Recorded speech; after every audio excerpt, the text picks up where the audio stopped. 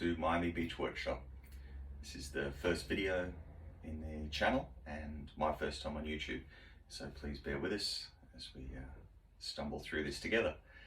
What I'd like to do is just give you an introduction to myself and the workshop, and then give you a tour of what I refer to as a micro workshop. It's only 120 square feet, so it's very small, or about 12 square meters in metric. But yeah, so to start with, we bought this house in 2017, and my wife and I previously lived in apartments, so this was the first time we had a full-size home. Fortunately we have a two-car garage, but it's full of cars and motorcycles and bicycles and so forth, so the option of building anything in a space like that was unrealistic. When we bought the house, this was just a garden shed that the previous owner had built, and it served his purposes. However, for us it was just a storage area for rubbish and knickknacks. Probably about halfway through last year, as we know there's been a global pandemic, I decided that I wanted to make something more of this space and utilize it a little bit better. Previously it was just a fiber cement sheeted shed, so I took some inspiration from YouTube, as I think a lot of people did during that period last year when we didn't know what was happening and we were locked down and watching a lot of YouTube, and a lot of woodworkers influenced me in the design of this and the layout. There's a lot of the timber work on the wall behind me comes from a concept from Bart Komar from Komar's Project. It's a great YouTube channel, you should check it out. But yeah, so it's 120 square feet, 12 square meters, and that comes with a lot of challenges, mainly the size of tools I can fit in this workshop and how to utilize the space properly. I'm lucky that I've got the exterior, which is, I'll just spin you around, you can see it, which is a courtyard just outside, so I can utilize that for breaking down larger stock, sheets, that type of thing, and I can move my tools out there. So the critical part here was, as we start with the first tool, which is our miter station. So the miter station, as you can see, is a mobile one. Its design is pretty much copied, influenced from Brad from Fix This Build That, and it comes with the flip up wings. What is in use? Yeah, so it's a good station. I've got internal storage within there as well, and the miter saw on the top and the dust extraction on the bottom.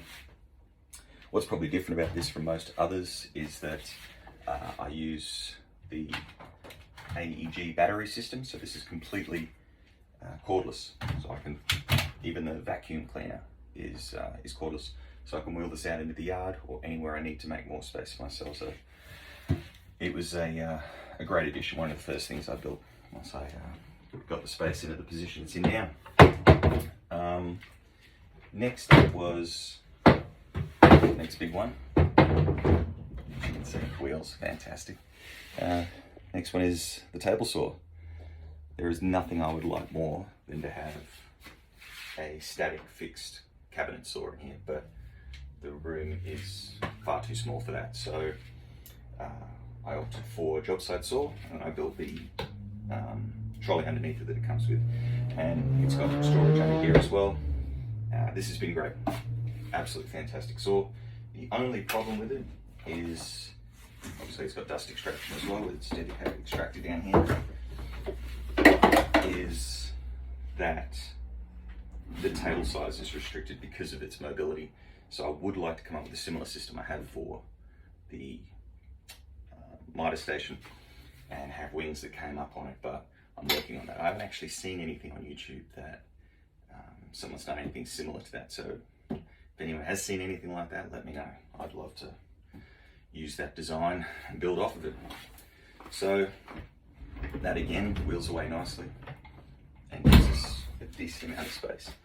As we move around the room now, I've got the rest of the AEG system, which I've completely committed to.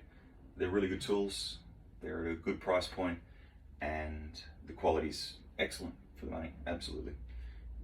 They're not Milwaukee's or Makita's by any stretch of the imagination, but they're still very good.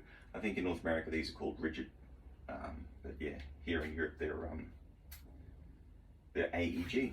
So to move around the room, just a tool wall again, inspired by Bart Koma.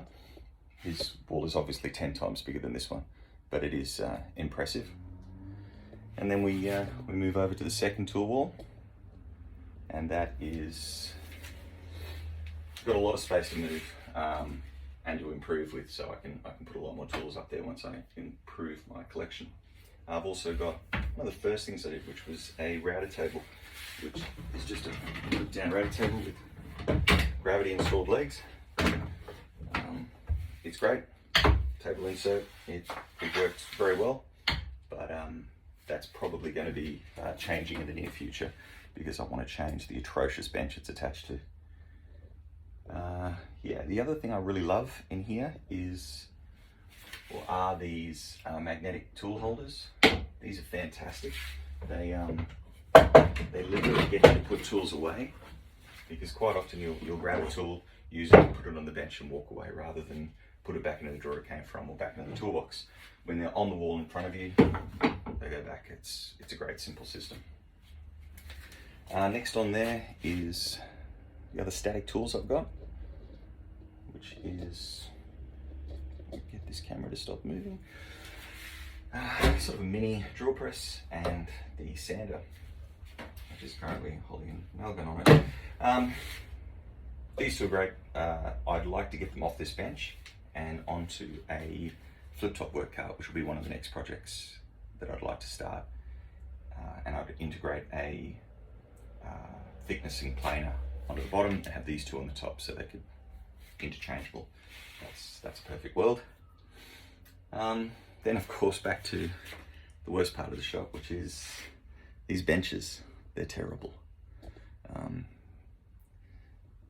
I did integrate some storage into the bottom of the first one on the back of the room here, which works well, but the bench itself is bowed, it's not level, it's not fixed properly, and it's got a horrible chipboard on the top. And if you try and do any woodworking on top of it, any handheld woodworking, it bounces and it's terrible.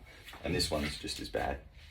So we literally have an L shape here that I'm going to remove completely, and one of the upcoming projects will be a Rabu inspired hand tool workbench for this zone.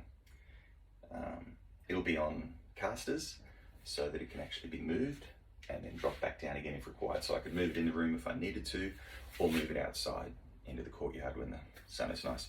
We live in Miami, about 600 meters from the beach in southeast Queensland in Australia, and honestly the weather here is fantastic. We're just about 2 weeks out from winter and it's 25 degrees outside Celsius, so it's fantastic. We love it here. But yeah, this bench will have to be changed. So the Rabu bench will be the next modification. Other than that, you can probably see that the ceiling is just insulated panels. That's got to be changed as well. So an upcoming project for that will be sealing that a little bit better, keeping the noise down, because I've got neighbours on either side and I don't like to upset them any more than I absolutely have to. So as we move further around the room, it's not big, I did warn you. We've got the little addition on the side here, which is where all of the putties, glue stock, stains, all of that sort of thing live in here. We've got some timber storage. I'd like to get a lot more down there. Get rid of some of this, still some clutter in here. So this has been refined. Previously this was all on one of the tool walls and it wasn't very inspiring. Probably like a lot of woodworkers, this is a sanctuary for me. It's therapy. I come in here to try and while away the week that's been, and it wasn't very therapeutic seeing all of that stuff on the wall. So now I can look at tools, and the great inspiration from Bart Koma of using the reclaimed pallet wood for the walls. It's come up a treat. I really love it. But the storage for air hoses and leads and things, that really needs to be looked at. I'm thinking about retractable systems for both of those. That will be coming in the near future. So that is the workshop tour, as you can see. 10 feet by 10 feet. Not the biggest workshop in the world, but it's not the smallest. So we have to be thankful for what we've got. And I like where I live, and I'm not going to move, so I'll make this work for myself. And things like the mobile stations will be the future. So I hope you've enjoyed this. If you have, thumbs up would be fantastic. And if you want to follow the journey and see what else happens in this micro workshop to make it a more usable and livable space, subscribe. Thanks again.